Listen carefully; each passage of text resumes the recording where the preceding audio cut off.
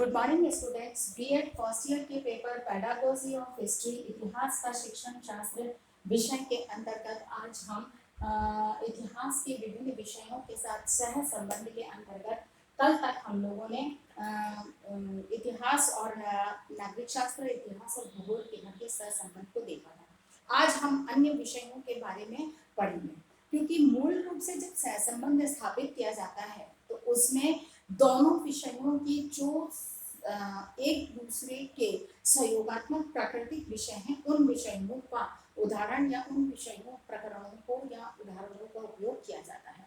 फिर हर सहसंबंध के अंतर्गत उस विषय से संबंधित सहायक सामग्री का उपयोग किया जाता है। जैसे कि भूगोल में है सहायक सामग्री चार्ट्स, मॉडल्स, मानचित्र आदि जो है, ग्लोब आदि उसके सहायक सामग्री हैं। तो जब सीमागत व्यवस्थाओं या भूगोल से संबंधित अगर कोई जानकारी इतिहास की देनी है तो हम उन साधनों का प्रयोग करते हैं। नागरिक शास्त्र में भी नागरिक शास्त्र से संबंधित जो सहायक सामग्रियां हैं, जैसे संविधान है, नीतियां हैं, कानून है, उनको एक सहायक सामग्री के रूप में हम उपयोग प्रशासनिक ढांचा है, इनको हम उदाहरणों के रूप में या चार्ट्स, मॉडल, मानचित्र, रेखा चित्र आदि के का प्रयोग। वैसे ही अन्य विषयों में भी उनसे संबंधित जो सहायक सामग्री है उनका उपयोग करते हुए हम सह संबंध उपयोग कर सकते हैं। अब आज हम देखने वाले हैं, पहला जो है वो आज का जो हमारा है वो है इतिहास और अर्थशास्त्र में सह संबंध।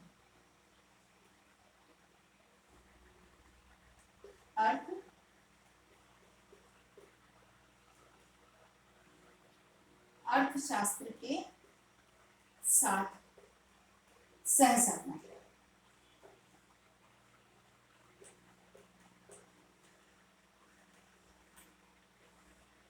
ठीक है, अर्थशास्त्र के साथ सह संबंध। निश्चित है कि इतिहास के अंदर राष्ट्र के विकास इससे संबंधित जानकारी होती है, यानी कि एक इतिहास की विषय वस्तु के अंतर्गत मानवीय क्रियाओं का लेखा जोखा होता है।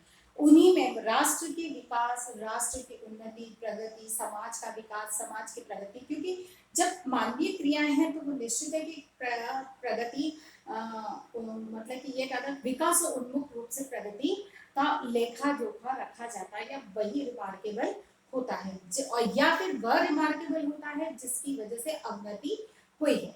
तो इन चीजों का जो लेखा जोखा है वो इतिहास के अंदर होता है। वहीं पर जो हम कहते हैं कि किसी भी राष्ट्र समाज के विकास में विकास का लेखा जोखा, तो विकास के अंतर्गत एक मूल आधार होता है विकास का, वह है आर्थिक क्रियाएं। आर्थिक क्रियाएं। अब इन आर्थिक क्रियाओं का जो लेखा जोखा है कि किस तरह की आर्थिक व्यवस्थाएं हैं, क्या क्रियाएं, उनका क्या, तो इन सब की जानकारी हमें अर्थशास्त्र के अंतर्गत मिलती है। इसीलिए अर्थशास्त्र और इतिहास के मध्य घनिष्ठ संबंध पाया जाता है। यहाँ पर भी वही बात है कि इसकी जो अर्थशास्त्र से संबंधित जो सहायक सामग्रियां हैं उसका इतिहास के प्रकरण को स्पष्ट करने के लिए उपयोग किया जाता है। उसके उदाहरण, उसके संदर्भ ग्रंथों से सूचनाएं एकत्रित करके और इतिहास के शिक्षण में सहयोग लिया जाता है। फिर वही है कि इसके अवसर जब आवश्यकता है उसी अनुसार हम इसका उपयोग करते हैं। दूसरी बात जो आज यहाँ है वह है सामाजिक विज्ञान से सहसंबंध।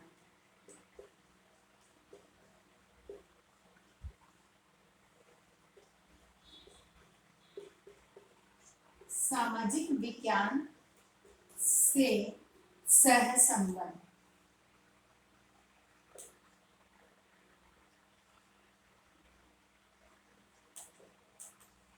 अब सामाजिक विज्ञान से सहसंबंध की जहां बात आती है तो सामाजिक विज्ञान के अंतर्गत इतिहास, भूगोल, नागरिक शास्त्र, अर्थशास्त्र, ये सारे विषय इसके अंतर्गत सम्मिलित होते हैं। इसका मतलब कि इनका अपने आप में ही सहसंबंध में स्थापित करके पहले ही बात को समझ चुके हैं। तो कहने का मतलब ये हो गया कि सामाजिक विज्ञान के अंतर्गत जितने विषय, इतिहास स्वयं सामाजिक विज्ञान का एक विषय है, तो निश्चित है कि वह स्वयं ही इससे स्वयं में ही कोरिलेटेड करके ही इस विषय को तैयार किया गया है। यानी कि सामाजिक विज्ञान विषय को तैयार करने में ही इन सभी विषयों का सह संबंध किया गया है। अतः यहाँ पर इस बात को समझना है कि सामाजिक विज्ञान के विषयों में आपस में ही सह संबंध है और उसी चीज के आधार पर उनका सह संबंध करते हुए शिक्षण कार्य हम वैसे ही करते हैं। अगली बात आती है हस्तकला से सह संबंध। गणित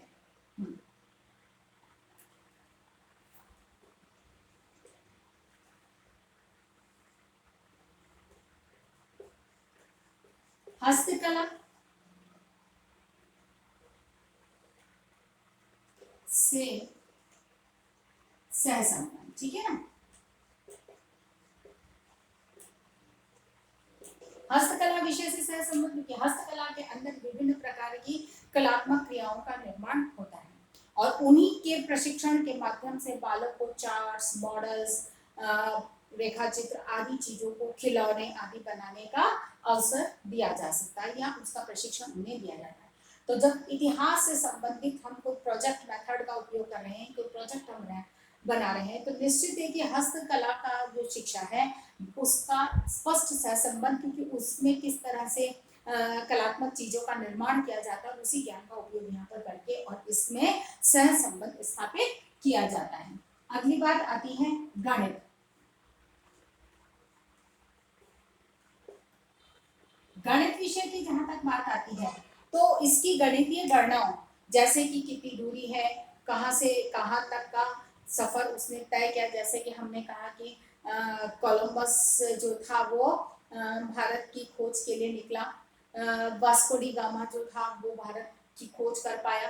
तो ये अब वहनसांग है, फाइयान है, ये भारत तक आए तो वो किस मार्ग से आए कि कैसे गए, इन चीजों को जानने के लिए जहां भूगोल का सहारा लिया जाता है वहीं पर दूरी को समझने के लिए गणित के आधार पर गणनाओं को देखा जाता है।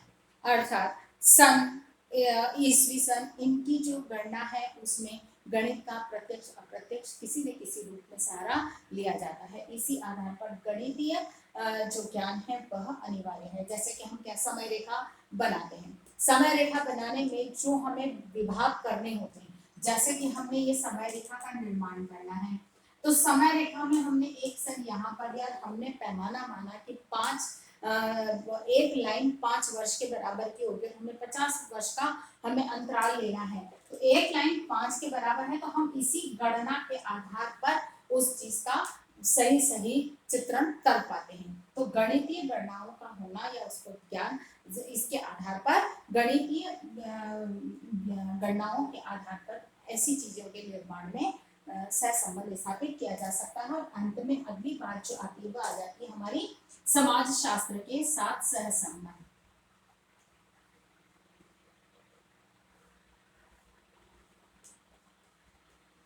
ठीक है, समाज शास्त्र के साथ सहसंबंध। समाज शास्त्र के अंतर्गत समाज क्या है, सामाजिक संरचना कैसी, उसका ढांचा कैसा है, उसमें मानवीय संबंध किस प्रकार के, इसकी जानकारी होती है। और इतिहास इसी पर आधारित है क्योंकि समाज पर ही सामाजिक क्रियाएं, मनुष्य की क्रियाएं सामाजिक क्रियाओं पर ही, गतिविधियों के आधार पर, क्रियाकलाप के आधार पर ही इतिहास की रचना होती है। इसीलिए समाज को समझना, मानवीय मूल्यों को समझना, नैतिक मूल्यों को समझना, ढांचे को समझने में समाज शास्त्र जैसा विषय सहयोग करता है। जब इन विषयों के सहयोग की जहाँ तक बात आती है तो इनके सहयोग से ही सहसंबंध, जैसे जब सहसंबंध की बात आती है तो यहाँ पर जो सहसंबंध करने का मूल आधार जो है वह है उपकरण। किसी भी विषय का किसी भी विषय के साथ सहसंबंध करने में उपकरणों की महत्वपूर्ण भूमिका होती है। अब ये उपकरण कौन कौन से होते हैं, जैसे क्षेत्र, चार्ट, मॉडल, ग्राफ, रेखा चित्र, है ना। इस तरह के जो भी संभव हैं वो सारे इसके अंतर्गत आते हैं। और एक चीज है संदर्भ ग्रंथ। इसमें एक रह गया साहित्य के साथ में इतिहास का सह संबंध, है ना। साहित्य के साथ में, इसको हम वापस चर्चा करते हैं, साहित्य के साथ में, क्योंकि साहित्य ही का ही अंग था इतिहास, क्योंकि इतिहास की रचना में ये साहित्य का महत्वपूर्ण भूमिका, क्योंकि हम साहित्यिक भाषा का उपयोग करते थे। तो यहाँ पर इतिहास के लिए नेपोलियन के शब्दों को हम उपयोग करेंगे या इस बात से समझने का प्रयास करेंगे कि इतिहास और साहित्य का कितना घनिष्ठ संबंध है। नेपोलियन ने यह बात कही थी कि इतिहास कपोल काल्पनिक कहानियों के अतिरिक्त और क्या है, ये प्रश्न उन्होंने किया था कि यानी कि इतिहास के अंतर्गत केवल कपोल काल्पनिक क्रियाएं हैं। साहित्य का इसका घनिष्ठ संबंध इतिहास का, इसके महत्वपूर्ण उदाहरण है महाभारत, रामायण, गीता आदि क्या है, ये तात्कालिक साहित्यिक ग्रंथ हैं और इन्हीं ग्रंथों ने वेद उपनिषद आदि ये तात्कालिक साहित्यिक ग्रंथ हैं और इन्हीं ग्रंथों से हमें तात्कालिक इतिहास की जानकारी हमें प्राप्त होती है। तो अर्थात कहने का मतलब कि इनका घनिष्ठ सह संबंध होता है, जिसको समझने परखने या प्रस्तुत करने के लिए हम चित्र चार्ट मॉडल ग्राफ रेखाचित्र संदर्भ ग्रंथों का सहारा लेते हैं। अब जब इनके समवाय के अवसर की बात आती है ना, उचित अवसर की जहां बात आती है,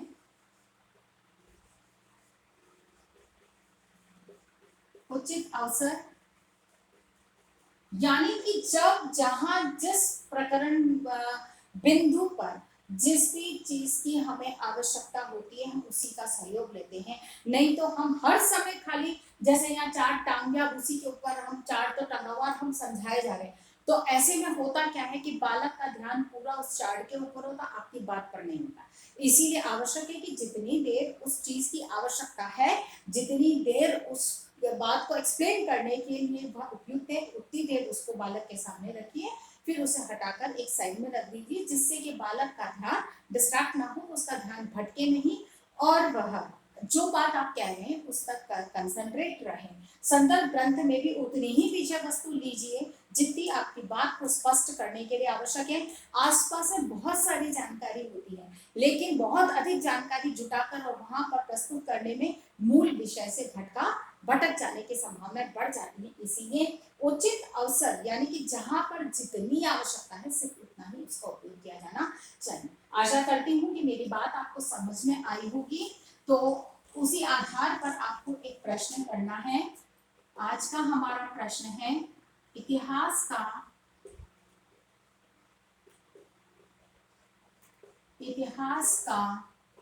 विभिन्न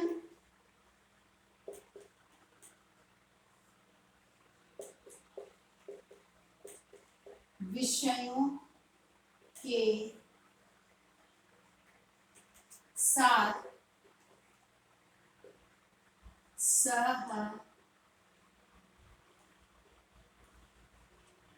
संबंध को स्पष्ट कीजिए। ठीक है, इतिहास का विभिन्न विषयों के साथ सहसंबंध को स्पष्ट कीजिए। अपनी बात को समाप्त करने से पहले कोविड-19 की महामारी के दौर में अपने आप को सुरक्षित रखिए। बहुत अधिक आवश्यकता होने पर ही घर से निकलिए।